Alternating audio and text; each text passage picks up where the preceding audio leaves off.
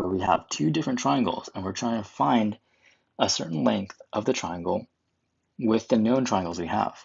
Because we know that they're proportional, or in other words, because we know that the triangles are similar, we know that the sides are also proportional by the same ratio. So let's set up the two triangles we can see so far. One is this small triangle, and the other is this big triangle. You know that the height of the car, which is this, corresponds to this triangle, is 4 feet. And the distance from point P to Q is 10 feet. Now we also know that from P to R is 80 feet. And we know that this is 10.